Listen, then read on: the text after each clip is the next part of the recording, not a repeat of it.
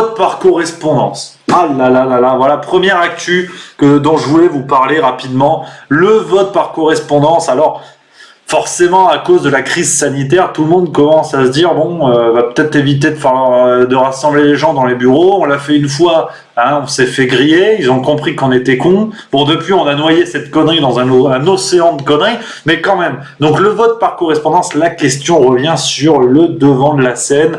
Plusieurs personnalités politiques en parlent, notamment le sénateur socialiste Éric Carrouche. Hein. Donc là, quand t'as un nom comme ça, t'es quelqu'un de sérieux. Carrouche.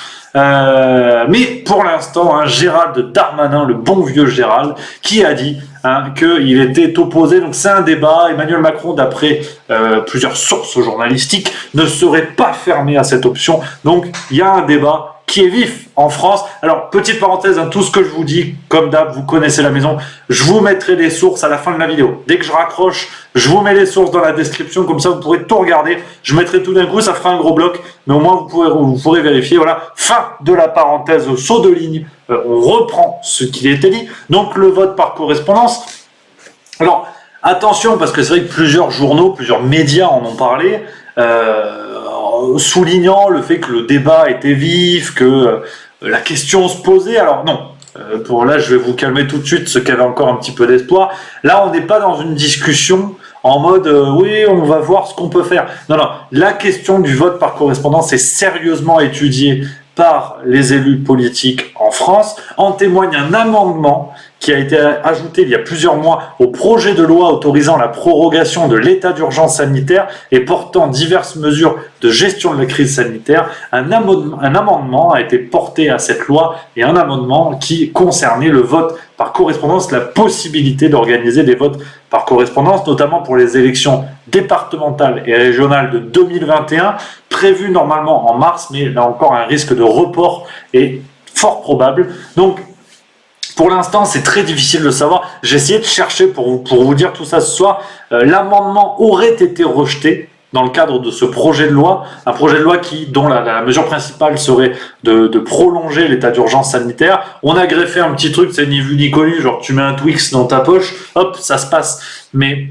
c'est très difficile, même sur les sites officiels du Sénat, de l'Assemblée nationale en France, j'ai pas réussi à avoir la preuve formelle que cet amendement avait été accepté ou rejeté. Donc je veux dire, nul n'est censé ignorer la loi, nullos censare ignorum la loyata, comme voilà, un peu de latin ça fait pas de mal. Mais bon, quand même, quand tu cherches une info officielle sur les sites de la loi, je veux dire, ça nous concerne, c'est la loi, c'est les sites de l'Assemblée nationale, le Sénat.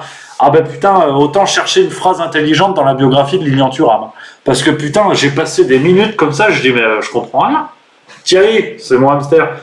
Tu comprends? Non. Enfin, il m'a parlé d'un hamster. Voilà. Donc bon.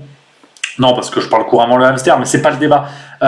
Donc voilà, très compliqué de savoir officiellement ce qu'il en est pour cette possibilité du vote par correspondance, mais toujours est-il que le vote par correspondance est un débat en France qui est très intéressant, et le fait de le voir ressurgir aujourd'hui soulève de nombreuses questions, déjà parce que forcément, on a vu ce qui se passait aux États-Unis. Donald Trump et Joe Biden, on a vu que le vote par correspondance, il y avait moyen de glisser des petites enveloppes, ou d'en brûler certaines, attention à la pollution quand même, mais le vote par correspondance est tellement sujet à débat qu'il a été retiré en France fin 1975. Donc si tu veux, on n'est pas en train de parler d'une mesure qui a été retirée parce que elle est devenue poussiéreuse en 1975. Et c'est un article du Monde que je vous mettrai en source. Un article du Monde parle de l'importance du retrait du vote par correspondance pour, je cite, réduire la fraude électorale.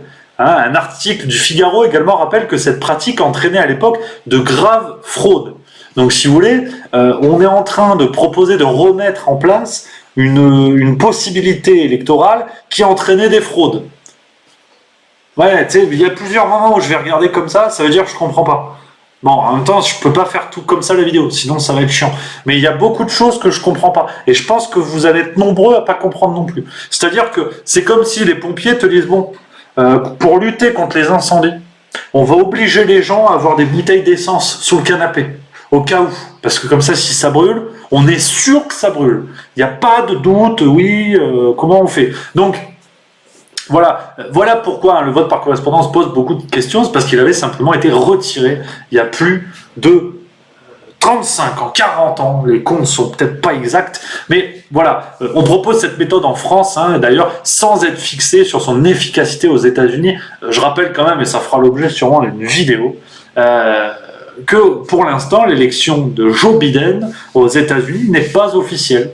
Les médias ont beau dire, ont beau faire, cette élection n'a pas été officialisée, des recomptages sont en cours, et l'officialisation viendra plus tard, mais pas pour le moment. Donc les médias, ils sont bien gentils, mais mince, voilà, il y en a marre. Donc,